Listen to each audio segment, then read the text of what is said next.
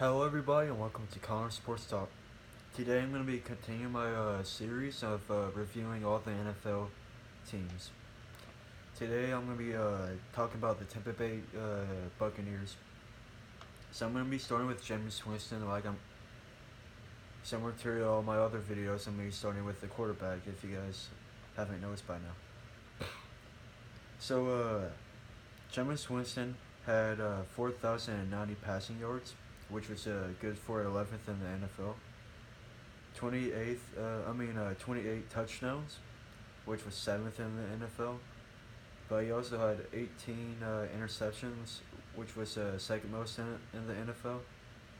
And his QBR was 64.7, which was 13th in the NFL. So in my eyes, Jameis Winston is a franchise quarterback. I mean, it's it's kind of self-explanatory, really. He's going to his third year. That's why he has so many interceptions, because he's young. And he's just really good in my eyes, which kind of terrifies me, considering that I'm a Saints fan. In all honesty, the NFC South has the best quarterbacks in the league. Through 1 through 4 of all the NFL teams. There's Drew Brees, Matt Ryan, Jameis Winston, and Cam Newton, in no order. But he's just a really good quarterback, and I feel like he can lead the Tampa Bay Buccaneers, someone said Lightning, to the Super Bowl. There's a reason why he was the first overall pick. Yeah, there's some maturity issues, but he's gonna grow from that. He already has, really. He looks fairly mature now. And he didn't have the problem last season. Compared to last off season, coming into training camp, there was all those jokes about him being fat. Yeah, he's in shape now. He hasn't had any issues yet, from what I've read. So what am I expecting him to do? He has a lot of weapons now, so I can assume that he gets, let's say, 4,400 passing yards and 30 touchdowns with 15 interceptions. And by the way, my predictions for the player stats aren't mathematically based, while my predictions for the team is mathematically based, because what I do for predicting the team, I went team by team. That's it. For example, in week 1, Pittsburgh plays the Browns. I predict the Steelers to win. So I give the Steelers 1 win, and then the Browns a loss. So I did that for every week and every team. So it's all based mathematically correct anyway. So let's move on to the running backs. So Doug Martin, he's he's the third highest paid running back in the NFL. And he hasn't been showing it, really. He had that one really good season. He got paid. I believe he was injured. He was suspended. Actually, I think it was both, now that I think about it. He was injured and suspended. And when he did play, he didn't play very well. He had 144 rushes worth 421 rushing yards, which is good for 2.9 yards per carry, which is well below average. And he only had 3 touchdowns. I don't think he's a very good running back. He had 1 good season, and then that's about it. The other seasons he did okay, but it was nothing good, really. So I'm gonna look up the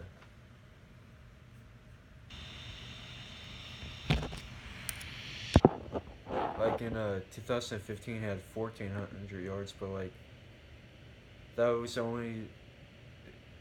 his only season, other than 2012 that he had over 500 yards. In 2012 he had about the same in terms of yardage. He had a little over 1,400 rushing yards.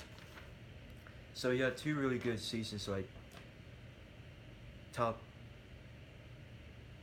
like seven running back seasons. But like other than that, he's been very mediocre throughout his whole career.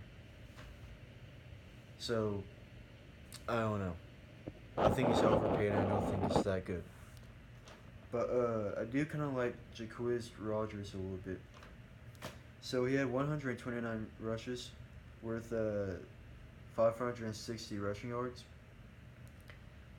When I said that I like him, I don't think he's a starter, but I feel like he's a very good backup.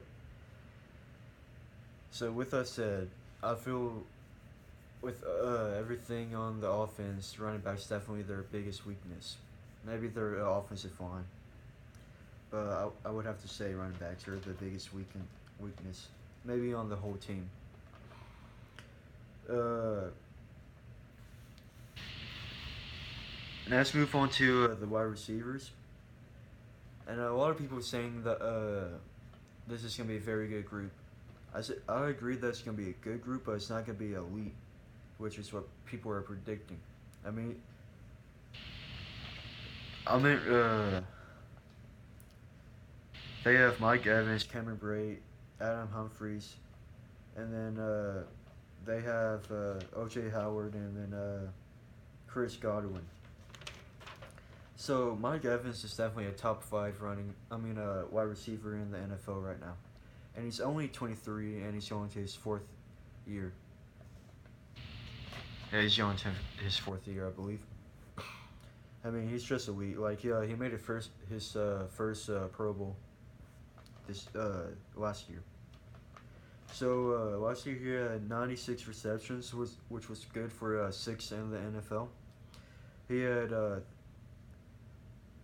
1,321 receiving yards, which was good for fourth in the NFL. And he had 12 touchdowns, which was good for second in the NFL. So I mean, he's just elite. Like I mean, the whole draft class for wideouts was really good. I mean, they had Brandon Cooks, Mike Evans, I believe Allen Robinson was in that draft class. If it wasn't Allen Robinson, it was the other Robinson who was in Jacksonville. Either way, those are just really good wideouts. And then you have Sammy Watkins. He's a great pure talent, but he's just always injured. And plus, he hasn't had the greatest quarterback help. I mean, I like Tyrod Taylor, but he's not that good in terms of like compared to like all the other quarterbacks in the league. Like, he's a middle of the line quarterback. But back to Tampa Bay. So what am I predicting for Mike Evans? So I can't see him having more than 1,300 yards. I mean, I say that it's very possible, but I think since Jameis Winston has a lot more weapons, I don't feel like Mike Evans is gonna get that many receiving yards. So let's say 1,200 receiving yards and then 11 touchdowns. I mean, that's still very good. Still a Pro Bowl wideout, obviously. But I have a feeling that his numbers are gonna dip just slightly, based on the fact that they brought him more offensive help. Let's move on to their tight end, or possibly backup tight end, Cameron Brate. So he had 57 receptions and 660 yards, worth 8 touchdowns. So I'll be honest with you, I didn't hear too much about this guy, so I'm kind of surprised he had this well of a season. So I mean, it's not eye-popping by any means, but it's nothing to laugh at. I mean, honestly, since I don't know who Cameron Brate is, I can't really say much about him. So let's say he gets 500 receiving yards and 6 touchdowns. I have a feeling, based off his stats, I have a feeling that he could be, with O.J. Howard, they can have the best tight end combo in the whole NFL. So yeah, I mean, I say that like I said before. I don't know who Cameron Brake was, but let's move on to Adam Humphries. So I got similarly to Cameron Brake. He kind of had like a breakout year of sorts. Like he wasn't really known too well before the season, but he had a decent year. He had 55 receptions with 620 2 yards with 2 touchdowns. What am I predicting him to have this season? Let's say 800 yards and 4 touchdowns. The reason why I have the touchdowns low is because they're already low, and I can't really expect a wide receiver who isn't really a red zone threat to get too many touchdowns. Let's move to special teams with Roberto Aguayo. I keep on want to say Luongo because of the Florida Panthers, but obviously that's not the same player. For people who don't know, the Florida Panthers are a NHL team based in Miami. So he was a second round draft pick, and he's a kicker. And he didn't play very well at all. He went 22 for 31, which was 71%. I mean, you would have to expect he's gonna be better. So I'd say he gets at least like 85, no, 80% next year, or this upcoming year, whatever you want to call it. I mean, you can't expect him to be that bad again. And yeah, the percentage is based on the fact that kickers, like he never did a kick under 20 yards, so that's part of the reason why his percentage is kind of low. But still, he only had one attempt over 50, I believe, when I was looking at the stats. But let's move on to their defense. So Kawan Alexander, if I'm pretty sure I'm pronouncing the name right. I really like this guy. I believe he's from LSU, or at least he's from Louisiana. And I kind of feel for the guy because I remember Tampa Bay playing Atlanta. There was a bit. His brother died like a day or two before the game, and he just kind of balled out. Like I believe he had an interception and a forced fumble. But that wasn't last year. That was his rookie season 2 years ago. So he had 108 tackles, or 3 sacks, and a forced fumble. So I can honestly see him becoming the leader of the defense. I mean, yeah, he's young. He's only going his third year. But the past 2 years have been really good for him, and he should be the leader. If not next season, then the upcoming seasons. And speaking of leaders, is Jared McCoy, the Pro Bowl defensive tackle. He had 7 sacks and 2 forced fumbles. What am I expecting him to do next season? Let's say 8.5 sacks and 2 forced fumbles. I mean, looking through the sack list and just the front seven, Tampa Bay has a kind of underrated front seven. I mean, they have Robert Ayers, Noah Spence, who everybody knew that he had a great talent, but I believe he was caught with it was some type of hardcore drug. I think it was ecstasy actually, and it was multiple times. So I don't know. Why do that? Like, don't do ecstasy. I don't understand it. So yeah, Robert Ayers. He had 6.5 sacks and 1 forced fumble. So what can I expect for him? Based on the fact that I believe that Noah Spence is gonna develop more, I can expect Robert Ayers to get more pressures at least, and I can consume more sacks. So I say like 7.5 sacks. And Noah Spence, the go on to his second year. I hope he stays away from ecstasy. I mean, just for his own good. Yeah, I don't want him to play against the Saints or anything. But the thing is, I don't want him to mess up his life and do ecstasy. I mean, that's just stupid. So he had 5.5 sacks, which is really good for a pass rushing rookie. So what can I expect for him his sophomore year? Let's say 8.5. Like usually a rookie pass rusher really takes that big leap into their sophomore year, or they can generally take another year and then leap in the junior year. But I'm expecting him to leap his sophomore year. So 8.5 sacks.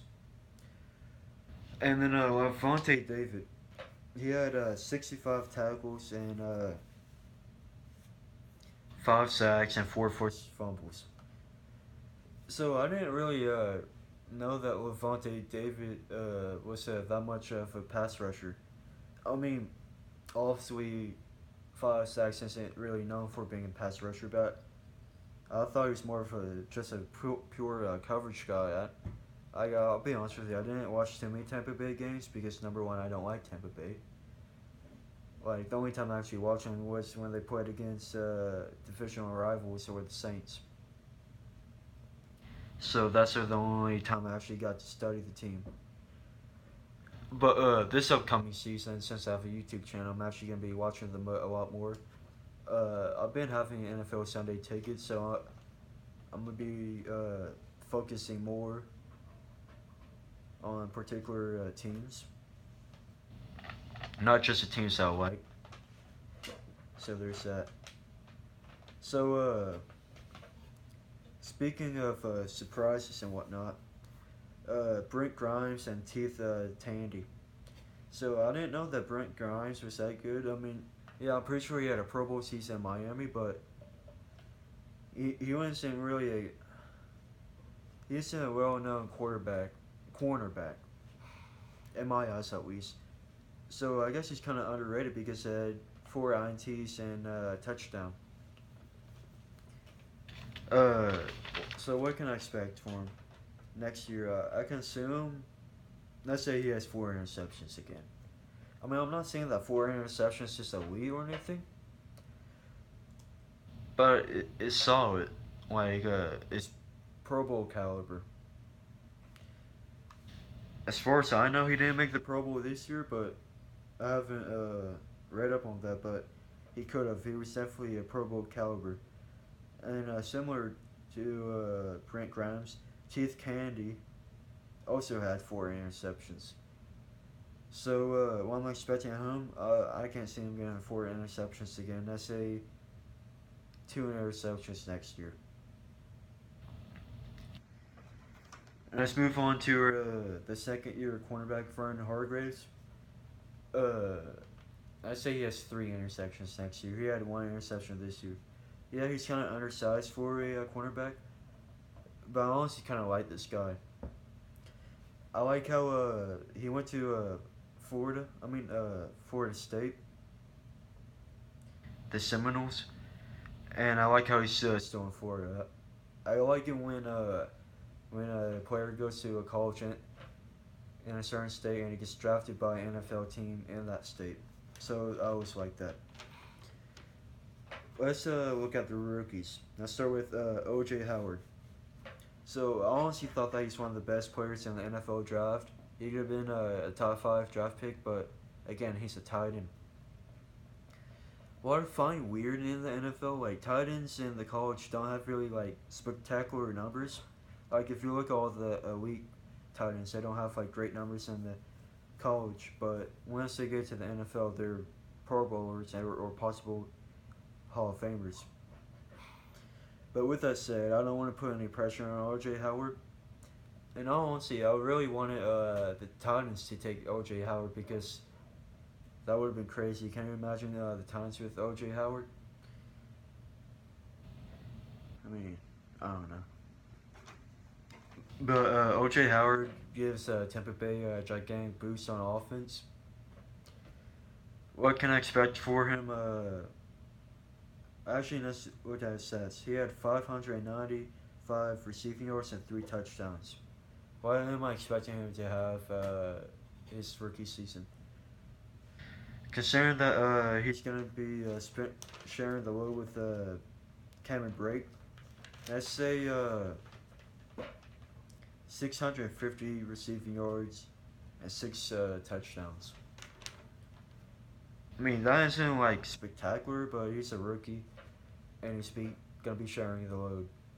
I'm not really expecting him to be a Pro Bowler his first season, but I mean that can easily happen, considering what chemistry he may have with Jameis Winston.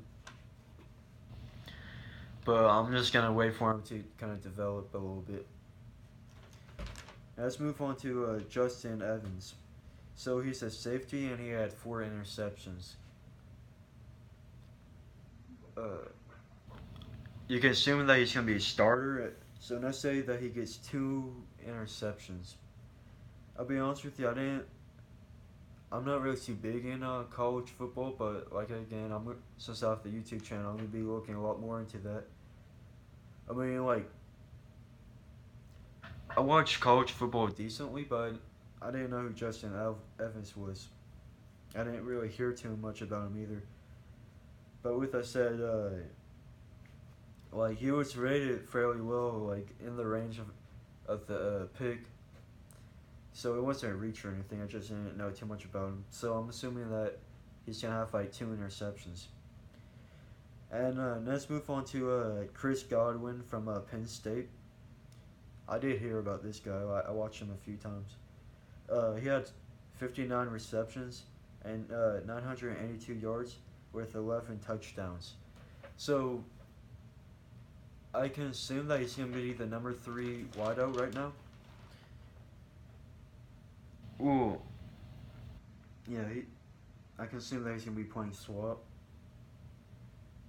Either that or Adam Humphrey, so you could both kind of swap you wideouts. But I say that he has like 500 receiving yards and 5 touchdowns. I mean, he's a 3rd-round draft pick, but I'm expecting him to do fairly decent. But one of my predictions for Tampa Bay. So a lot of people were saying that they're going to the playoffs. I have them going 9-7 and missing the playoffs. But it's not because of a lack of talent. It's mostly due to the fact that they're so inexperienced and so young. I mean, they have plenty of talent. Like, especially looking at their defense. Their defense is really underrated. Like, everybody's looking at their offense. But with that said, I don't know.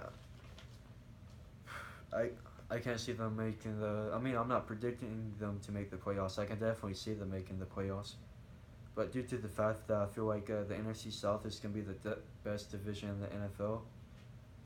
And there's just going to be competing against more experienced teams. All the NFC South teams made the playoffs in the past 4 years, besides Tampa Bay, and they all have experienced leaders leading them. Unlike Tampa Bay, I feel like Tampa Bay will not make the playoffs because of that. I mean, like I said, they have plenty of talent to do so. I just don't think they have the experience. But with that said, their best case scenario is probably 12-4. Like, they have plenty of talent. It's just if they can develop that talent into skill. And they have plenty of potential to be a great playoff team. I wouldn't say a Super Bowl team, even though I said the best case scenario is 12-4. But I feel like that's more of a regular season stat. Like, I can't see them as a Super Bowl team because, yet again, the experience, or the lack of experience anyway. But the worst case scenario is probably 7-9. I mean, they're not a bad team at all. They're a borderline playoff team or a playoff team. They have plenty of talent, like I said before. But thank you guys for watching. Please like and subscribe, and don't forget to share. Thank you.